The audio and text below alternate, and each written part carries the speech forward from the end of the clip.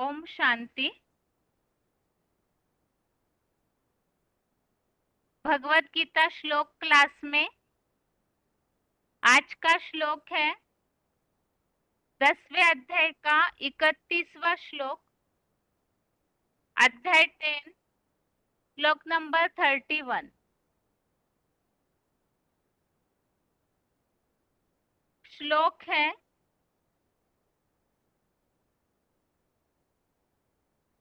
पवनः पवतामस्मि, रामः शस्त्रभृतामहं, झषाणां मकरश्चास्मि, स्रोतसामस्मि जाह्नवी।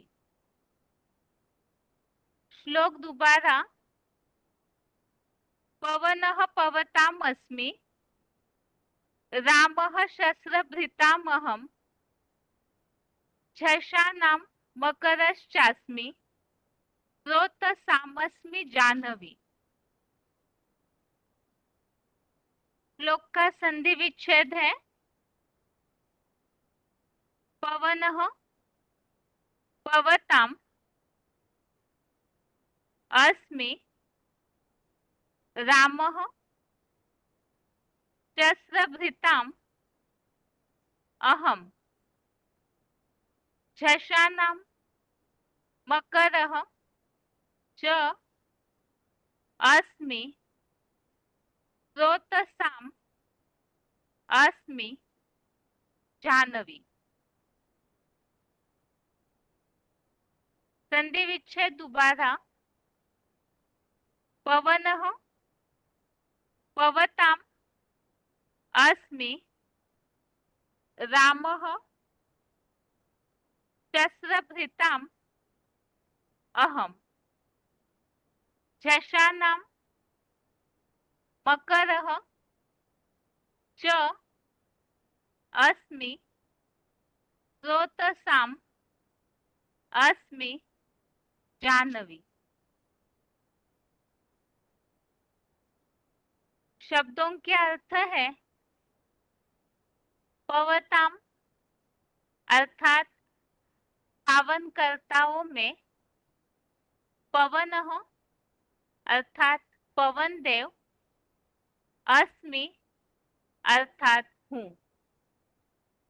शस्त्र अर्थात शस्त्र, धृताम अर्थात धारणकर्ताओं में, रामोहम इसमें दो शब्द है, रामः अहम, रामः अर्थात राम, अहम अर्थात हूँ, झषाणाम अर्थात मछलियों में, मकरः अर्थात मगरमच्छ, अस्मि अर्थात हूँ, च अर्थात और, स्रोत सामस्मि इसमें दो शब्द है, एक तो स्रोत साम और अस्मि। स्रोत साम अर्थात नदियों में, अस्मि अर्थात हूँ, और जाह्नवी अर्थात गंगा। स्रोत सामस्मि जाह्नवी अर्थात नदियों में गंगा। शब्दों के अर्थ दोबारा। पवताम अर्थात पावनकर्ताओं में, पवनः अर्थात पवन देव, अस्मि अर्थात हूँ, शस्त्र अर्थात शस्त्र, धृताम अर्थात धारणकर्ताओं में, रामोहम इसमें दो शब्द है, रामः अहम, रामः अर्थात राम, अहम अर्थात हूँ, झषाणाम अर्थात मछलियों में, मकरः अर्थात मगरमच्छ, अस्मि अर्थात हूँ, च अर्थात और, स्रोतसामस्मि, इसमें दो शब्द है, स्रोतसाम अर्थात नदियों में, अस्मि अर्थात हूँ, जानवी अर्थात गंगा, स्रोतसामस्मि जानवी अर्थात नदियों में गंगा हूँ। श्लोक का अर्थ है,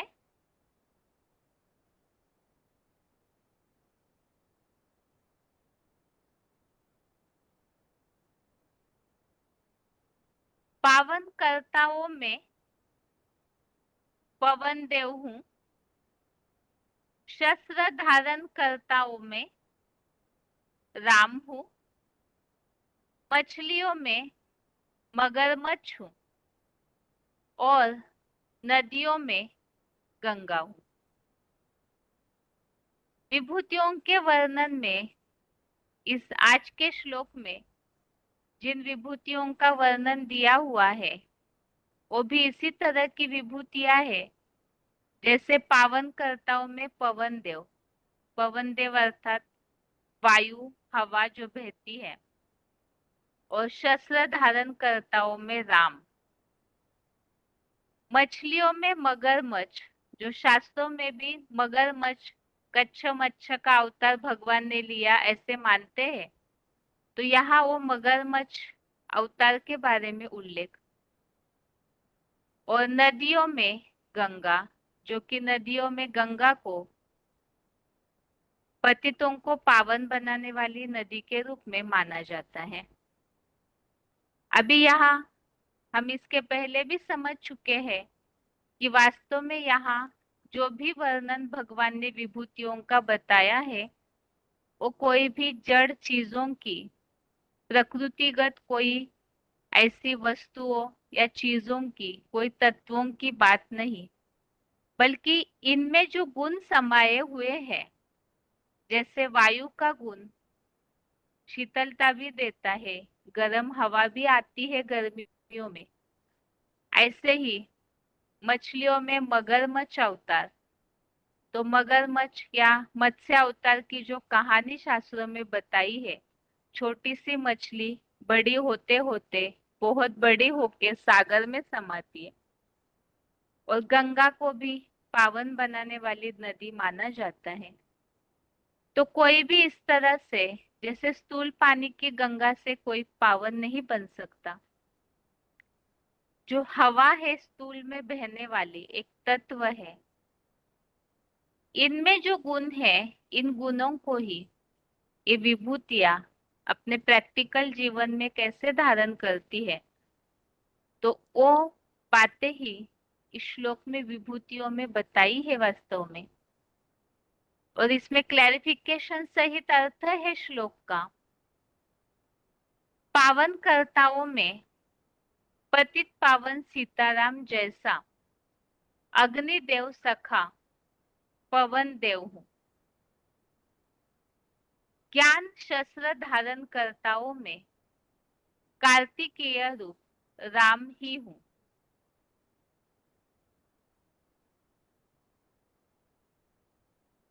मछलियों में मत्स्य अवतार मगरमच्छ हूँ, और विश्व भर की देशी विदेशी नदियों में मैं ही पतित पावनी गंगा कावेरी भी हूँ।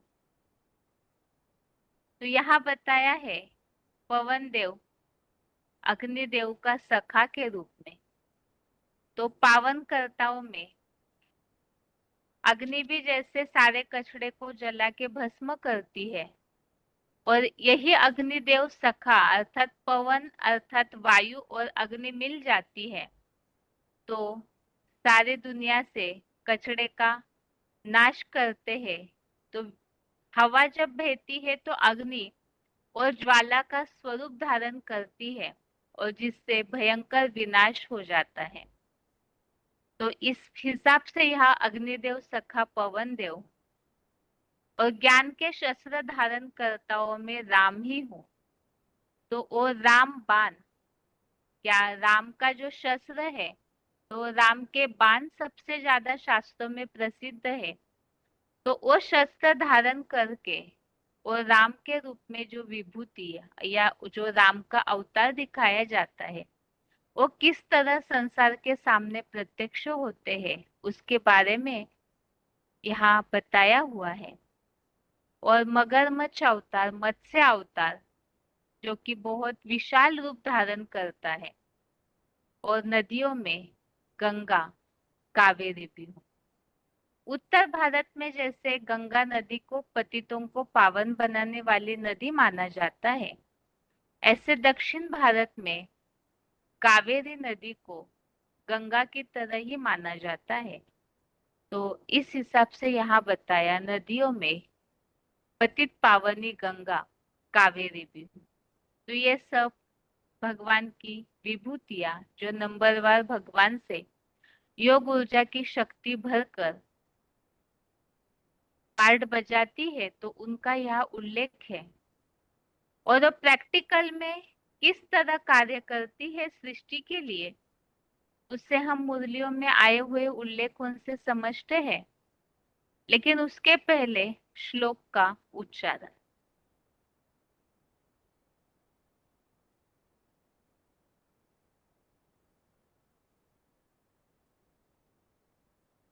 पवनः पावतामस्मि रामः शस्त्रभृतामहं झषाणां मकरश्चास्मि स्रोतसामस्मि जाह्नवी। पावन कर्ताओं में पतित पावन सीताराम जैसा अग्निदेव सखा पवन देव हूँ। ज्ञान शस्त्र धारण करताओं में कार्तिकेय समान राम ही हूँ। मछलियों में मत्स्यावतार मगरमच्छ हूँ और विश्व भर की देशी विदेशी नदियों में मैं ही पतित पावनी गंगा या कावेरी हूँ। पवनः पावतामस्मि रामः शस्त्रभृतामहं झषाणां मकरश्चास्मि स्रोतसामस्मि जाह्नवी। पावन कर्ताओं में पतित पावन सीताराम जैसा अग्निदेव सखा पवन देव हूँ। ज्ञान शस्त्र धारण करताओं में कार्तिकेय समान राम ही हूँ। मछलियों में मत्स्यावतार मगरमच्छ हूँ और विश्व भर की देशी विदेशी नदियों में मैं ही पतित पावनी गंगा या कावेरी हूँ। आगे है पॉइंट्स।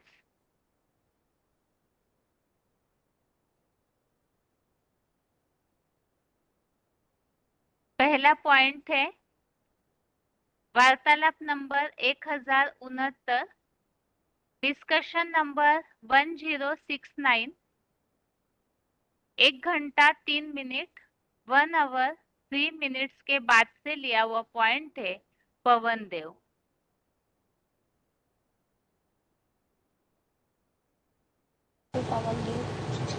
पवन माने हवा, पृथ्वी, जल, वायु, अग्नि, आकाश, ये 5 तत्व हैं। ये 5 तत्व रावण के 5 मुख भी हो जाते हैं कलयुग के अंत में, माने तमो प्रधान बन जाते हैं।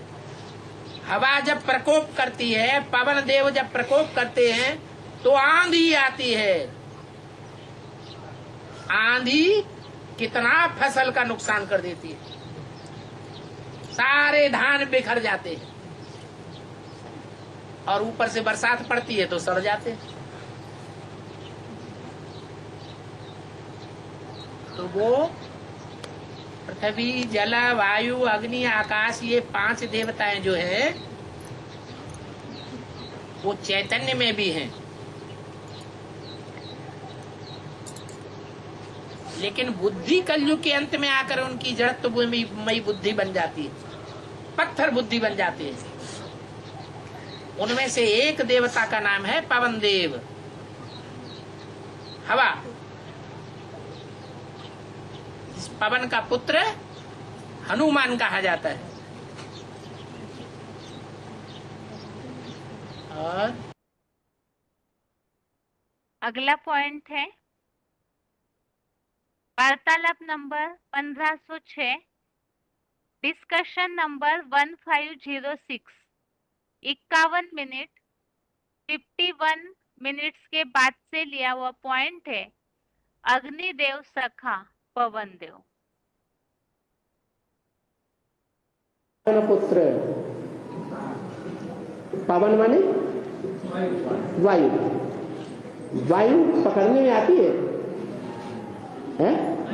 नहीं, तो पकड़ने में नहीं आती है, लेकिन महसूस होती है, हैं? शीतल वायु है, गर्म वायु है, अनुभव में आती है, नहीं आती, अनुभव में आती है। तो ऐसे ही जो वायु देवता है वो शीतलता का या गर्मी का अनुभव कराता है। वायुमंडल में गर्मी भी पैदा करता है, ठंडक भी पैदा करता है, लेकिन अग्नि का साथ देता है तो दोनों बड़े प्रचंड हो जाते हैं।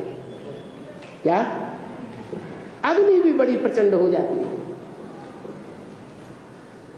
विनाशकारी बन जाते हैं। अगला पॉइंट है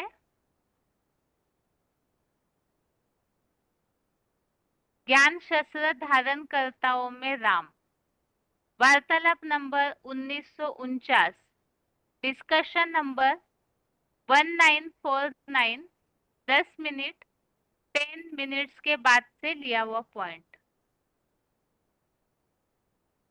सूक्ष्म बम, ज्ञान बम। जैसे बाबा कहते हैं बड़े से बड़ा ज्ञान बम है परमात्मा बम।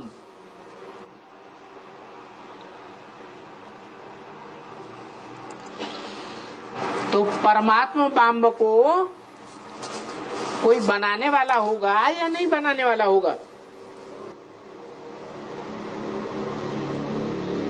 है?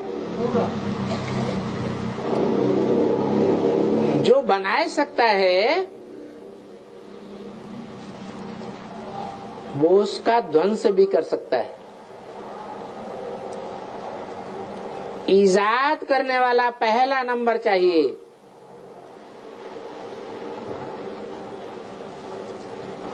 तो ज्ञान का बम ये बड़े से बड़ा शस्त्र हो गया। जैसे गीता में कहा है रामो शस्त्र व्रतामहम, शस्त्र धारण करने वालों में मैं राम हूं। उनका कौन सा शस्त्र गाया जाता है?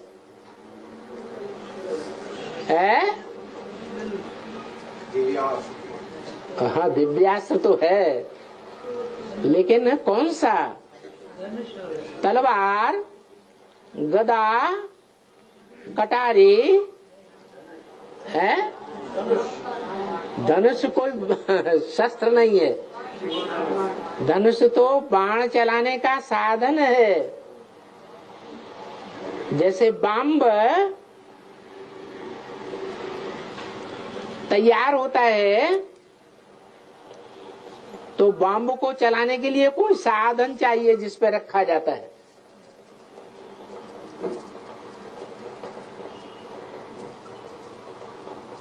ऐसे ही धनुष शरीर की यादगार है।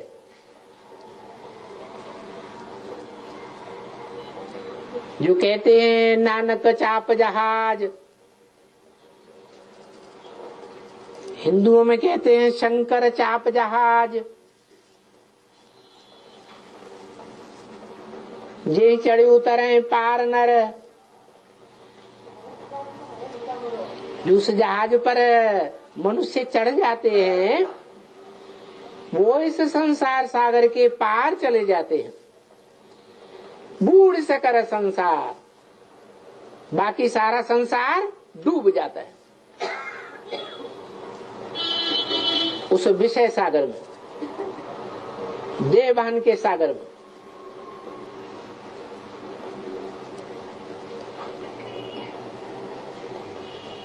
तो शरीर रूपी धनुष है,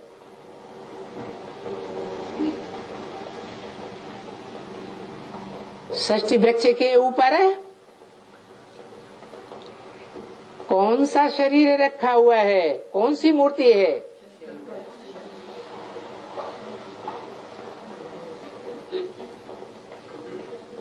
जैसे कृष्ण का पार्ट बजाने वाली आत्मा संगम में ब्रह्मा के रूप में प्रत्यक्ष होती है, ऐसे ही राम का पार्ट बजाने वाली आत्मा संगम युग में शंकर के रूप में प्रत्यक्ष होती है। तो झाड़ के चित्र पर जो शंकर बैठा हुआ है वो सिर्फ बैठा है या कुछ कर रहा है? आत्माओं को ऊर्ध गति के में ले जाने के लिए प्रेरित कर रहा है, और आत्माएं नीची स्टेज से ऊंची स्टेज में जा रही है।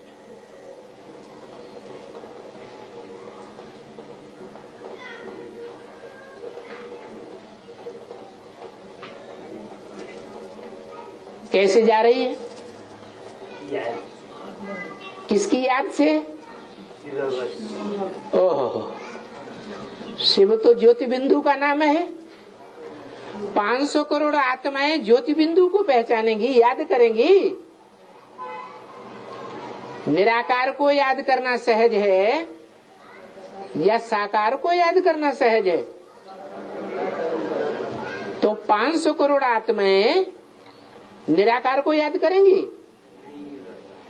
या वो 500 करोड़ दूसरे धर्म की आत्माएं साकार में आए हुए निराकार को पहचानेंगी?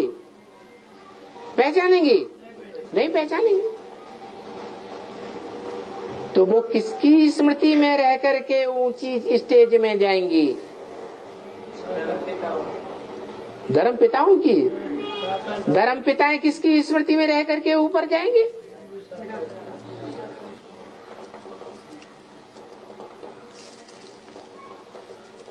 उन धर्म पिताओं के वो धर्म पिताएं जो बाप कहे जाते हैं अपने अपने धर्मों में, उन बापों का भी कोई बाप है मनुष्य सृष्टि में?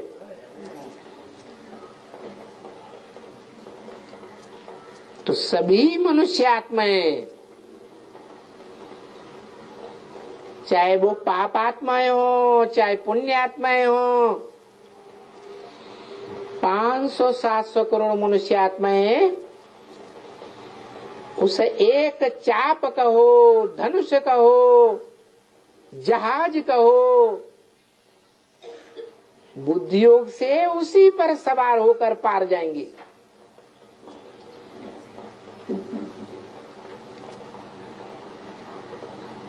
सारे संसार में जो भी मनुष्य आत्माएं हैं, अखबारों के द्वारा, टीवी के द्वारा, रेडियो के द्वारा, इंटरनेट के द्वारा, किसकी महिमा के गीत गाएंगी? किसको याद करेंगी?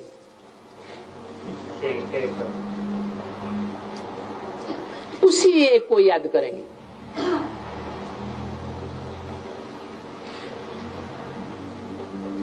इसलिए वो एक ही चाप है, एक ही धनुष है जो शास्त्रों में शिव का धनुष कहा गया है।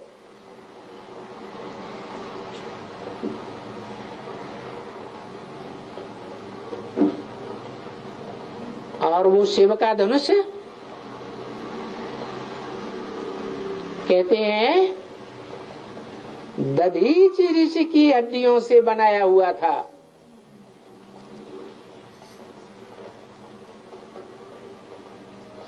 कौन हुआ ब्राह्मणों की दुनिया में संगम युग में दधीची ऋषि? जिसने हड्डी हड्डी स्वाहा कर दी।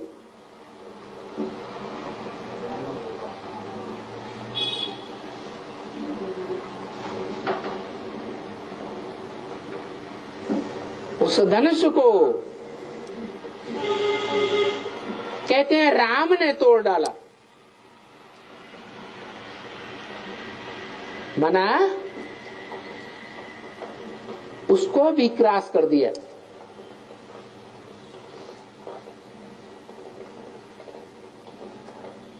जो पुरुषार्थ दधीचि के द्वारा नहीं हो सका, उसको भी क्रॉस किसने किया? राम वाली आत्मा ने। तो वो राम वाली आत्मा उस शरीर रूपी धनुष के द्वारा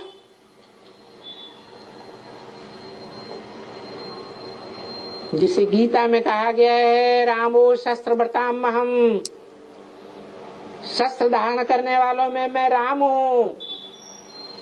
वो कौन सा शस्त्र है जो उनका बहुत विख्यात है? रामबाण। उन बाणों में सबसे पावरफुल बाण जिसे बम कहा जाता है वो है परमात्मा बम।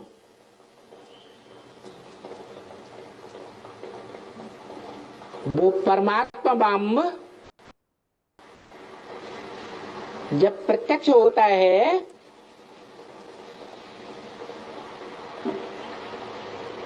तो सारे संसार में लोगों को ये जानकारी हो जाती है तीव्रता से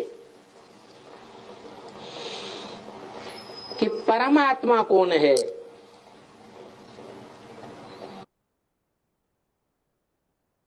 अगला पॉइंट है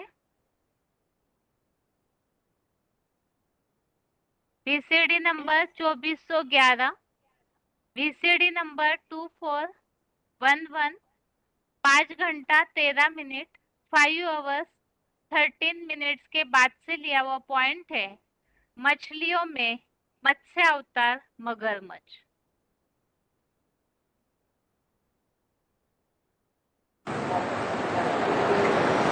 ब्रह्म वाक्य मुरली में तो बता दिया, सागर खारा भी और सागर मीठा भी।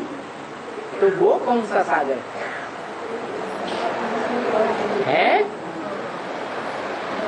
कौन सा सागर है? मनुष्य सृष्टि का बाप ही सागर है।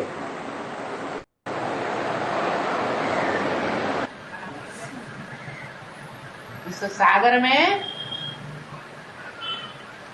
कौन से जानवर सबसे जास्ती संख्या में पलते हैं? मछलियां। भांति भांति के रंग की मछलियां हैं।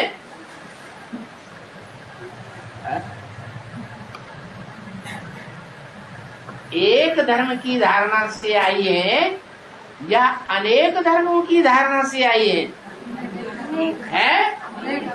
अनेक धर्मों की धारणा वाली।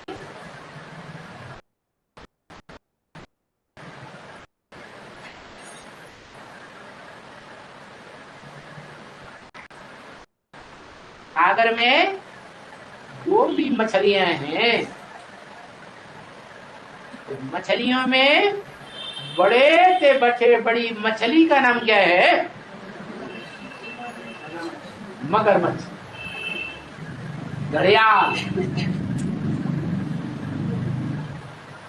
मत्स्यावतार। 10 अवतार बताए, उनमें एक अवतार का नाम मत्स्यावतार। मत्स्य माने मछली। वो मत्स्यावतार पहले छोटे रूप में होता है। ब्राह्मणों की दुनिया में जब आता है, एडवांस ब्राह्मणों की दुनिया में फाउंडेशन जब लगाता है तो बहुत छोटे रूप में। तो क्या होता है?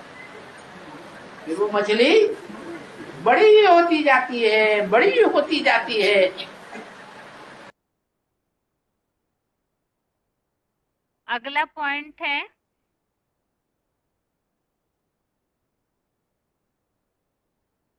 वार्तालाप number 825, discussion number 825, 48 minute 48 minutes के बाद से लिया हुआ पॉइंट है मछलियों में मत्स्य अवतार मगरमच्छ।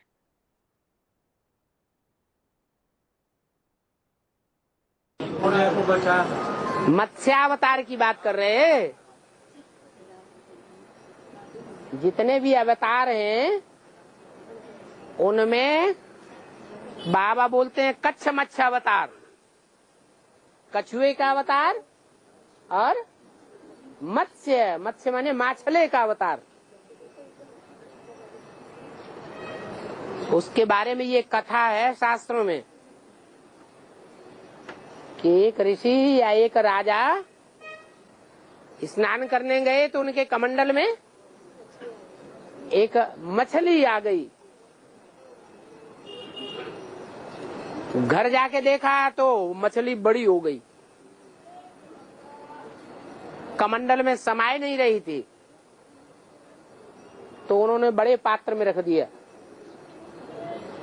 दूसरे दिन देखा तो वो बड़ा पात्र भी भर गया, पानी बाहर निकलने लगा, मछली बड़ी हो गई।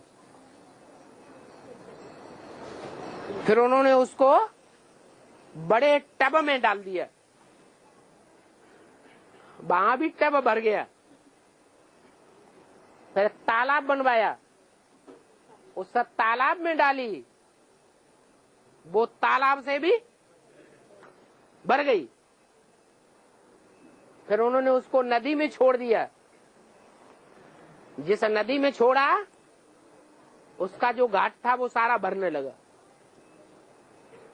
आखिरी परेशान होकर के उन्होंने उसको सागर में छोड़ दिया। अब बताओ ये कौन सी मछली हो सकती है जो इतना विशाल रूप धारण करती जाती है? उसका नाम पृथ्वी भी दिया है। पृथिव्यात विशाल होती जाती है।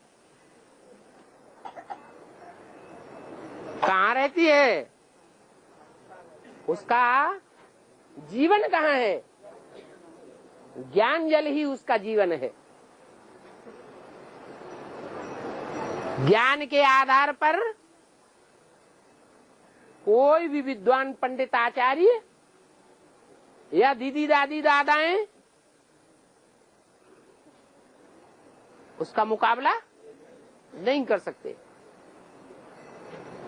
इतना विशाल रूप धारण करती है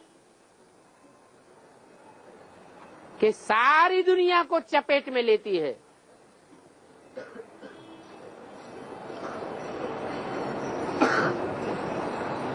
उसका प्रभाव संसार में बढ़ता जाएगा।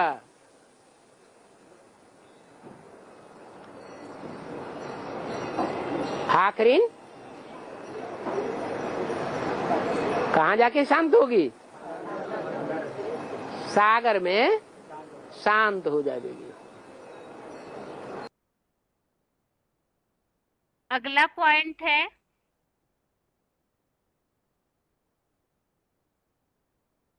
VCD number 186, VCD number 186, 17 minute 17 minutes के बाद से लिया हुआ पॉइंट है विश्व भर की देशी विदेशी नदियों में पतित पावनी गंगा।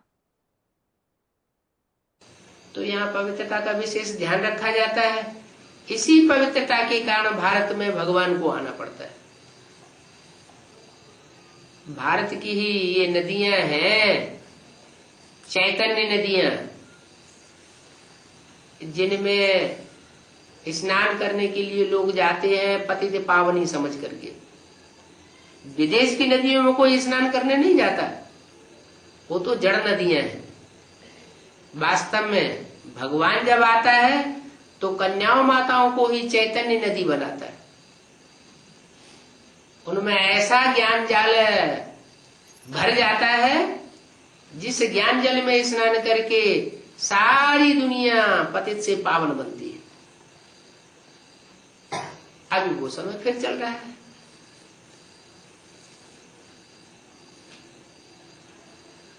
उन नदियों को भगवान पतित से पावन बनाए रहा है ज्ञान जल से। वो नदियां सराबोर हो रही हैं, भरपूर हो रही हैं। भारत की गंगा नदी, यमुना नदी, कावेरी नदी, गोदावरी नदी, सारी ही नदियों में ये शिफ्ट है पतितों को पावन बनाने की। लेकिन गंगा नदी विशेष प्रसिद्ध है। क्यों? क्योंकि भारत में भगवान भी उत्तर भारत में प्रत्यक्ष होता है।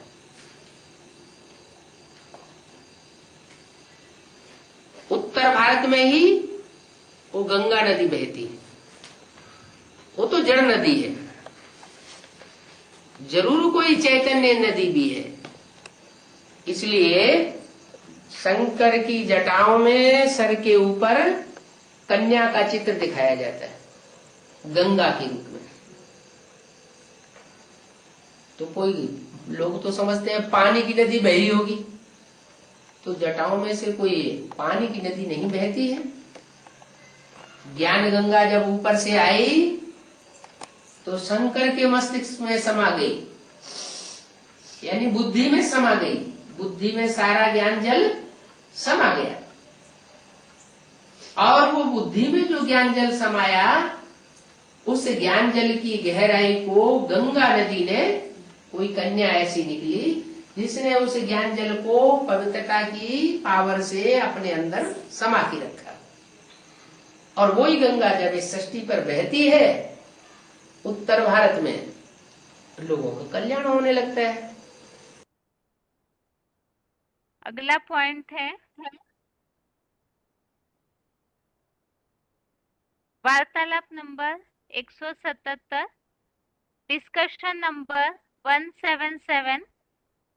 9 मिनट के बाद 9 मिनट्स के बाद से लिया हुआ पॉइंट है पतित पावनी गंगा कावेरी।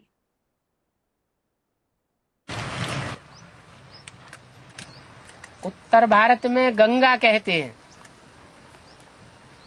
कि पतित पावनी है। पतितों को पावन बनाने वाली गंगा उत्तर भारत की प्रसिद्ध है। और दक्षिण भारत में गोदावरी को और कावेरी को, दोनों को गंगा का महत्व दे दिया है। लेकिन इस तरह से ये आज के 10वें अध्याय के 31वें श्लोक संबंधित पॉइंट्स है। और इन सब पॉइंट्स में हमने विभूतियों के बारे में जो बातें समझी है, सबसे पहले तो पवन देव, पवन मतलब ही हवा है, और ये अग्निदेव सखा है। अग्नि का जब हवा वायु साथ देती है तो दोनों मिलकर के विनाशकारी बन जाते हैं। जो अगली विभूति के लिए बताया है कि शस्त्र धारण कर्ताओं में राम हो, तो ये राम के बाण बताए जाते हैं।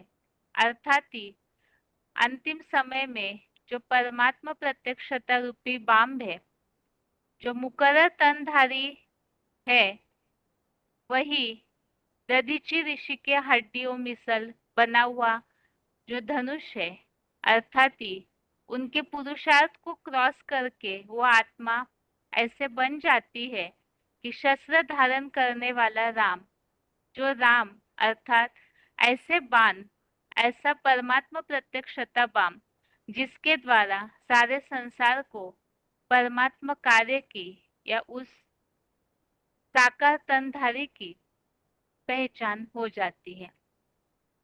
और मगरमच्छ अवतार, मत्स्य अवतार जिसके लिए बताया हुआ है, तो वो ऐसी मछली जब शुरू में बिल्कुल छोटा रूप होता है और बड़ा होते जाती है, इतनी बड़ी हो जाती है कि जाकर के फिर बाद में सागर में ही शांत हो जाती है। तो ऐसे मछलियों में मत्स्य अवतार रूप मगरमच्छ अवतार। और नदियों में गंगा जो शंकर के मस्तक पर समाई हुई दिखाई जाती है, तो वो गंगा नदी वास्तव में ज्ञान जल के द्वारा ही वो कल्याण करने का कार्य करती है। इस तरह से आज के श्लोक में आए हुए विभूतियों के ये नाम है। और अभी आगे है रिवीजन।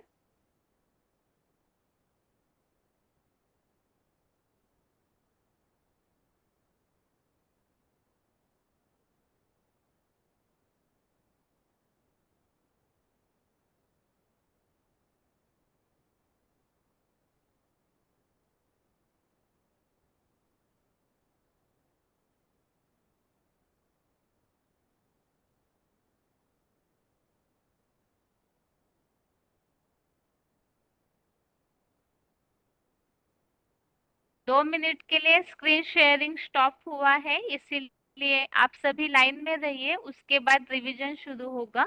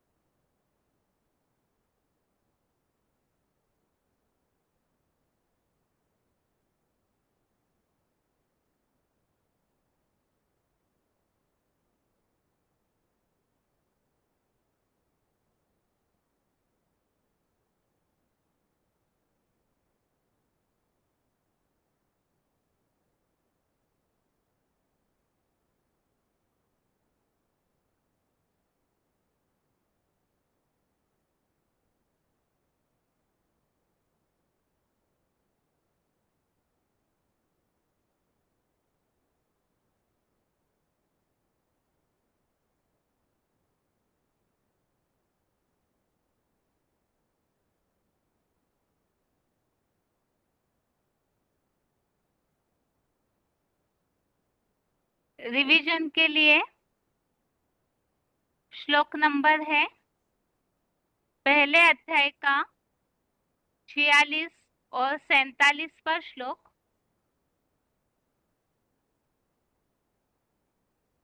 अध्याय फर्स्ट का श्लोक नंबर 46, 47। और श्लोकों में हम जैसे कि इसके पहले समझे हैं, कुल का नाश होने से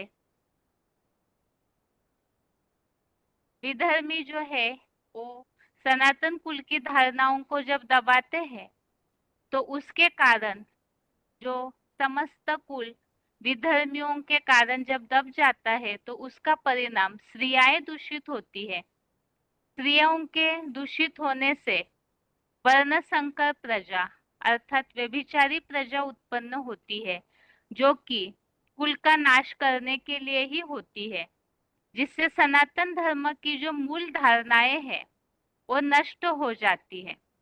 और ऐसे नष्ट होने के कारण ही जो बताया कि ये नष्ट हुए जो कुल धर्म वाले हैं उनका अनिश्चित समय तक नरक में निवास होता है। तो इसीलिए अर्जुन के मन में जो 45वें श्लोक में हमने समझा, अर्जुन ये समझ रहे हैं कि इस तरह से हम जो अपने सगे संबंधी है तो उन्हें हम मारने के लिए तैयार हो गए, ये पाप है। वास्तव में मुरलियों में तो शिव बाबा ने ये बात बताई है कि यहाँ कोई स्थूल हिंसा की बात नहीं है, बल्कि ज्ञान की गोली मारना है, जिससे कि जो भी अपने विपरीत धारणाओं में उलझे हुए हैं उन सब की वो धारणाएं जो है वो छूट जाए और वो सनातन कुल के बन सके। अभी इसके आगे अर्जुन ने जो बात सोची है उसका उल्लेख 46वें श्लोक में है। श्लोक है यदि माम प्रतीकारम अशस्त्रम शस्त्र पानयः धार्तराष्ट्रा रणे हन्यु तन्मे क्षेमतरम भवेत्। श्लोक दोबारा। यदि माम प्रतीकारम अशस्त्रम शस्त्रपाणयः धार्तराष्ट्रा रणे हन्यु तन्मे क्षेमतरम भवेत्। अर्थात यदि बदला न लेने वाले, ज्ञान शस्त्र रहित, कोई प्रतिवाद न करने वाले मुझको धर्मयुक्त बुद्धि रूपी हाथ में विदेशियों से प्रभावित अधर्म के छल छिद्र से बने हथियार लिए हुए टाटा बिरला जैसे धृतराष्ट्रों के पुत्र रूप कांग्रेसी कौरव दीर्घकालीन राज्य, जाति, भाषा आदि की सिविल वॉर से पैदा किए गए हिंदू मुस्लिम आदि के सन्नद्ध धर्म युद्ध में भावात्मक या दैहिक मौत की भी हिंसा करके मार डाले, वह मेरे लिए विशेष कल्याणकारी होगा। ऐसे देह और दैहिक संबंधों के भान में रहते हुए। तो पहले अध्याय का नाम ही है अर्जुन विषाद योग। तो अर्जुन दुख इसलिए मना रहे हैं क्योंकि अतिशय मोह में फंसे हुए हैं। और शुरू से हम श्लोकों में समझ रहे हैं कि यहाँ कोई एक अर्जुन की बात नहीं, ज्ञान अर्जन करने वाले सभी नंबरवार अर्जुन है। और ये जो महाभारी महाभारत युद्ध है, एक तो व्यक्तिगत स्तर पर भी, दूसरा जो कल्पवृक्ष के आधार से 3 दुनिया बनी हुई है, तो उसमें भी आधारमूर्त दुनिया से भी युद्ध, और जहां भी बीज रूप दुनिया में भी ऐसे विधर्मी कौरव संप्रदाय वाले हैं, और तीसरी जो बड़ी दुनिया है वहां भी। तो यहाँ पर हर तरीके से धर्म युद्ध करने की बात है, ताकि महाभारी महाभारत युद्ध के बाद ही स्वर्ग के गेट खुलेंगे। लेकिन उसके पहले जो भगवत गीता के अनुसार मोह की सबके लिए परीक्षा आती है, तो उसमें यहाँ इस श्लोक में अर्जुन के मन में ये भावना आ रही है कि यदि ऐसे जो भी कौरव संप्रदाय वाले हैं, वो यदि मुझे दैहिक मौत से भी मार डाले तो भी वो मेरे लिए कल्याणकारी होगा। क्योंकि ऊपर के श्लोक में अर्जुन ने बताया कि ये तो हम बहुत बड़ा पाप करने के लिए तैयार हो गए, अपने ही सगे संबंधियों को मारने के लिए हम तैयार हो गए। तो इसलिए अर्जुन सोच रहे हैं कि हम उन्हें मारे ये पाप होगा, तो वो यदि हमें मार डालते हैं तो भी वो मेरे लिए कल्याणकारी होगा। वास्तव में युद्ध करते करते तो स्वर्ग की स्थापना करने की बात है, लेकिन मोह के कारण अर्जुन के मन में भावना आ रही है। इससे संबंधित नीचे मुरली पॉइंट है। मुरली तारीख 19 नवंबर 1974, मुरली डेट 29 नवंबर 1974। संग दोष में आए अथवा माया के वश हो कुछ कर लिया, अपने पैर पर कुल्हाड़ा मारा।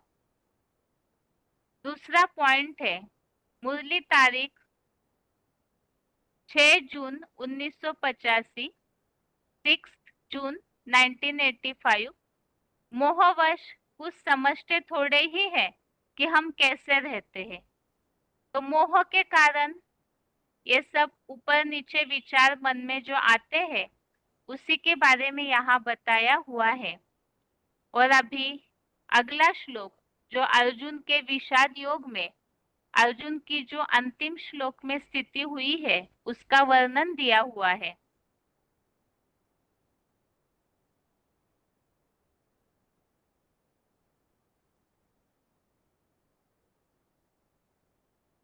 श्लोक नंबर 47, संजय उवाच एवं मुक्ता अर्जुन संख्ये रथोपस्थ उपाविशत विसज्ज सशरम चापम शोक संविग्र मानसः। श्लोक दोबारा। एवं मुक्त्वा अर्जुन संख्ये रथोपस्थ उपाविशत विसज्ज सशरम चापम शोक संविग्र मानसः। अर्थात ऐसा कहकर शोक से व्याकुल हुए चित्त वाला, मन बुद्धि से भ्रमित हुआ, शिथिल इंद्रियों वाला, अपनी आत्मस्थिति भूला हुआ अर्जुन धर्म युद्ध भूमि में ज्ञान बाणों सहित पुरुषार्थ रूपी धनुष को छोड़कर शरीर रूपी रथ पर हिम्मत हार के बैठ गया। तो यहाँ पर अर्जुन की देहभान के कारण, दैहिक संबंधियों के मोह के कारण ऐसी स्थिति हो गई कि युद्ध करने के लिए अर्जुन तैयार नहीं है, हिम्मत हारकर बैठ गया। तो पुरुषार्थी जीवन में हिम्मत नंबरवार ज्ञान अर्जन करने वाले अर्जुन युद्ध से पीछे कब हटते हैं, हिम्मत कब हारते हैं? जबकि ब्राह्मणों के लिए तो स्लोगन दिया है, हारिए न हिम्मत विसारिए न राम। लेकिन कोई ना कोई बात में संशय आता है, देहभान आता है, देहभान के कारण मोह आता है, तब आत्मिक स्थिति भूल गए, तो पुरुषार्थी है इस बात को भूल गए। तो वो स्थिति यहाँ बताई है, शोक से व्याकुल हुए चित्त वाला, मन बुद्धि से भ्रमित, अर्थात ऐसी कंफ्यूजन की स्थिति है, युद्ध करे न करे, अर्थात देह के जो संबंधी है उनसे ज्ञान युक्त रीति से सामना करे या न करे, इसमें बहुत से कंफ्यूज हो जाते हैं और उस कारण आत्मिक स्थिति भी भूल जाते हैं और ज्ञान बाणों सहित पुरुषार्थ रूपी धनुष छोड़कर शरीर रूपी रथ पर हिम्मत हारकर बैठ गया। तो इसी के लिए यहाँ नीचे उल्लेख दिया हुआ है किस कारण ये स्थिति होती है। अव्यक्तवाणी तारीख है 5 मार्च 1971, 5 मार्च 1971। जो जितनी हिम्मत रखेंगे उतनी मदद मिलेगी, पहले ही अपने में संशय बुद्धि होने से हार हो जाती है। अगला पॉइंट है मुरली तारीख 10 जनवरी 1969, मुरली डेट 10 जनवरी 1969। अच्छे अच्छे बच्चे माया से हार खा लेते हैं, माया बड़ी प्रबल है। तो आत्मिक स्थिति भूले, ज्ञान के पॉइंट्स समय पर भूल जाते हैं, तभी देहभान आकर के हिम्मत हार करके बैठ जाते हैं। इसी बात के लिए यहाँ भी नीचे एक VCD पॉइंट दिया है और कुछ मुरलियों के उल्लेख आगे VCD पॉइंट्स के द्वारा समझते हैं। आगे है पॉइंट्स।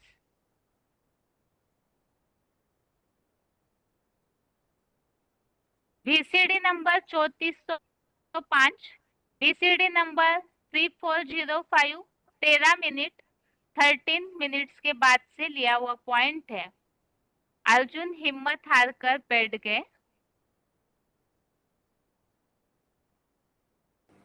देखो गीता में भी तो लिखा हुआ है, अर्जुन ने क्या कहा है?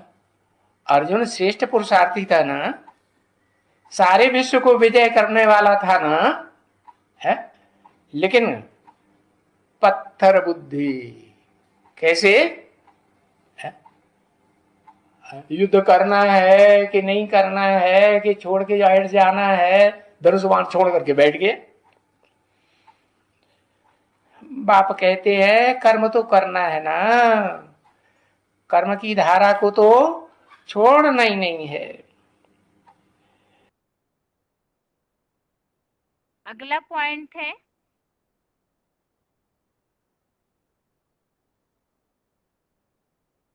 VCD number 2242, VCD number 2242, 20 minute 20 minutes के बाद से लिया हुआ पॉइंट है। पुरुषार्थ में हिम्मत नहीं हारना है। तो संगम युग है shooting period, recording period, rehearsal का पीरियड। इस शूटिंग पीरियड में जो आत्मा सदैव विजयी बनी रहे, जो भगवान बाप कहते हैं, क्या कहते हैं, विजय तुम्हारा है जन्म सिद्ध अधिकार। तो ऐसी आत्मा जो कभी हिम्मत हारती नहीं है। क्या अर्जुन क्या करता है पहले अध्याय में?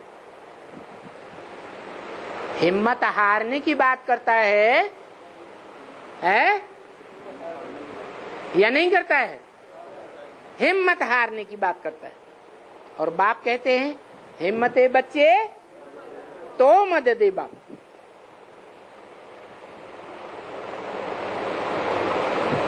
साइकिल पर चढ़ने वाला बार बार गिरता है, बार बार चढ़ जाता है,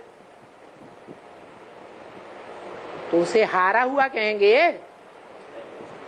है नहीं कहेंगे। हारा हुआ कब कहें? जब 2-4 बार गिरे और साइकिल फेंक के भाग जाए, तो कहेंगे हारा हुआ। ये तो भारत में नारा है, देहम वा पातयामि कार्यम वा साधयामि। देह भले चली जाए, लेकिन जो कार्य का बीड़ा उठाया है वो कार्य पूरा जरूर करेंगे। यहाँ ऐसे ऐसे योद्धाएं भी हुए हैं जिन्हें योद्धाओं का दुश्मनों ने सर काट दिया, तो भी वो लड़ाई लड़ते रहे और आगे बढ़कर के सर काटने वाले का सर उड़ा दिया, फिर गिर गए।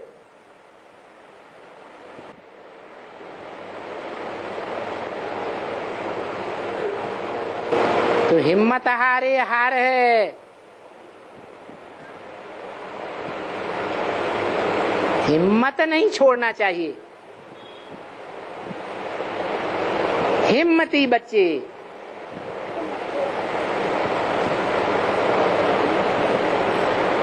कौन सा डिपार्टमेंट होता है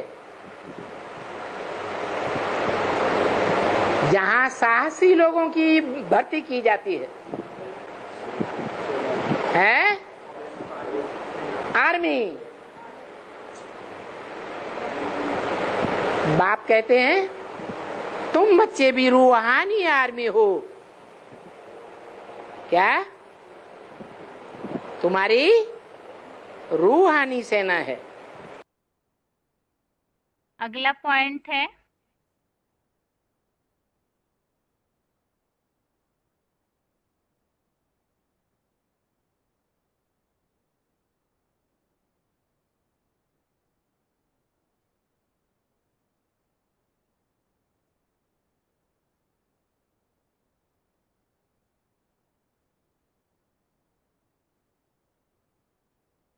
वार्तालाप नंबर 1183, डिस्कशन नंबर 1183। 20 मिनट के बाद से लिया हुआ पॉइंट है, पुरुषार्थ में हिम्मत नहीं हारना है।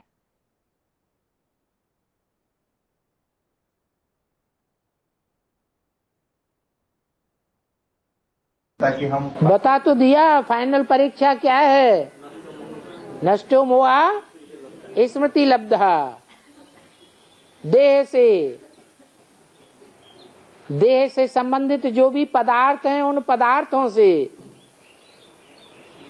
देह से संबंधित जो भी संबंधी हैं अनेक प्रकार के, उन संबंधियों से नष्टो मोह। देह के संपर्कियों से, सुबह से लेकर शाम तक कितने लोग संपर्क में आते हैं। संपर्क तो हल्का फुल्का होता है, संबंध गहरा होता है। तो चाहे संबंधी हो चाहे संपर्की हो, उनसे कितना मोह नष्ट हुआ है। जिसमें मोह लगा हुआ होता है उस तरफ बार बार बुद्धि जाती है। ये पहचान है कि कहाँ मोह लटका हुआ है।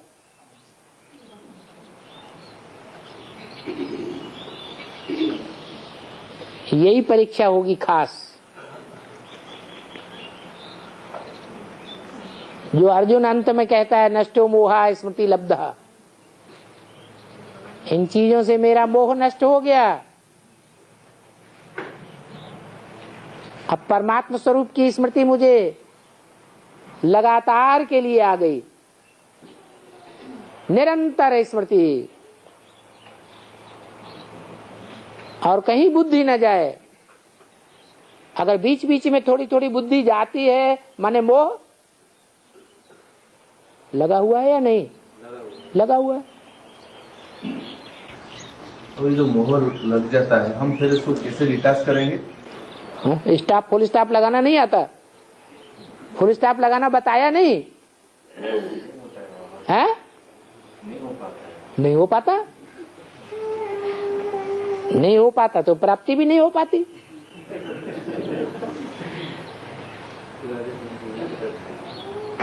जितना हिम्मत करेंगे, हिम्मत है बच्चे मदद है बाप, बच्चे कहेंगे नहीं हो पाता तो हिम्मत हार गए। ये हिम्मत ही बच्चे हुए, हिम्मत हार गए। हिम्मत नहीं तो प्राप्ति भी नहीं।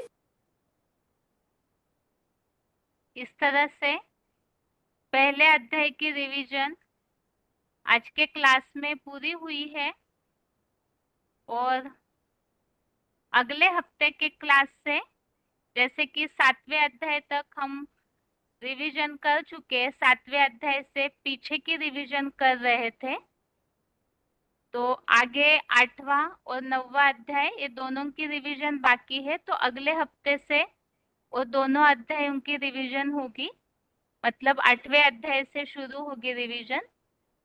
और इसके अलावा अगले श्लोक क्लास में जो पहले अध्याय में शब्दार्थ आए हुए हैं, तो शब्दार्थ जो शुरुआत में दिए हुए गीता के किताब में, उन शब्दार्थों की रिवीजन होगी शनिवार के श्लोक क्लास में। अभी आगे है आज का श्लोक।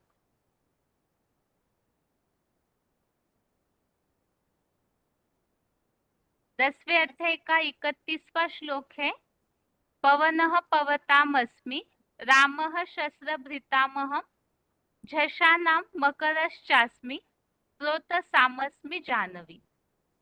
पावन कर्ताओं में पतित पावन सीताराम जैसा अग्निदेव सखा पवन देव हूँ।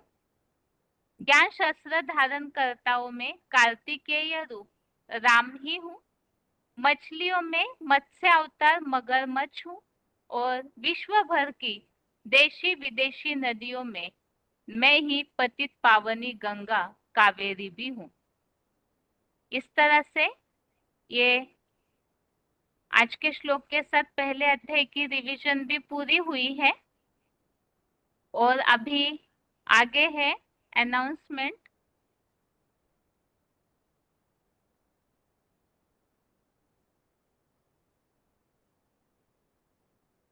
कल के टेस्ट क्लास में भी जैसे कि बताया हुआ है और हर बार कोई ना कोई शुभ अवसर पर जो ऑनलाइन संदेश देने का प्रोग्राम रखा जाता है, उसी तरह से जो इस महीने में गुरु पूर्णिमा है तो उसके शुभ अवसर पर ऑनलाइन संदेश देने का प्रोग्राम रखा हुआ है। साथ ही में कुछ मधुबनों में भी ये संदेश देने का प्रोग्राम रखा हुआ है, जिसकी जानकारी आप अपने नजदीकी मिनी मधुबन से प्राप्त कर सकते हैं। जो आत्माएं संदेश के लिए मधुबन तक जाना नहीं चाहती है, अर्थात नए लोग, तो आप उन्हें इस ऑनलाइन संदेश देने के प्रोग्राम में ज्वाइन कर सकते हैं, जिसके लिए ये नंबर है, डायलिंग नंबर है, जो हम जुड़ते हैं वही नंबर है 01164800114। डायलिंग नंबर हिंदी में 01164800114। मीटिंग आईडी नंबर है 2511032429। मीटिंग आईडी नंबर हिंदी में 2511103242। पासवर्ड है 210724। पासवर्ड 210724। ऐप द्वारा जुड़ने वालों को हैश लगाने की आवश्यकता नहीं है। डायलिंग नंबर वालों को मीटिंग आईडी और पासवर्ड के आगे हैश लगाना होगा। और इसके अलावा इसी ऑनलाइन प्रोग्राम संबंधित लिंक है जो कि आप 9891370007, ये जो हेड ऑफिस का जनरल नंबर है जो किताबों में भी दिया हुआ होता है, उस नंबर के व्हाट्सएप पर मैसेज करके आप लिंक मंगा सकते हैं। लेकिन लिंक से जुड़ने के पहले वेबएक्स ऐप इंस्टॉल करना जरूरी है। और इस बार का प्रोग्राम केवल 2 भाषाओं के लिए ही है। हिंदी के लिए है 19 जुलाई और हिंदी भाषा के लिए 19 जुलाई रात को 8 से 9, नाइट 8 PM से 9 PM तक। इंग्लिश के लिए 20 जुलाई, अंग्रेजी के लिए 20 जुलाई रात को ही 8 से 9, 8 PM से 9 PM तक। नंबर लिखने में अगर आपका ऊपर नीचे हुआ भी है तो स्क्रीन में भी नंबर दिख रहा है। और इसके अलावा जो 98 वाला नंबर है उसके स्टेटस पर भी डिटेल डला हुआ है, तो आप वहां से भी देख सकते हैं। और इस तरह से इस अनाउंसमेंट के साथ ही आज के लिए गीता क्लास यहाँ पूरा होता है। ओम शांति।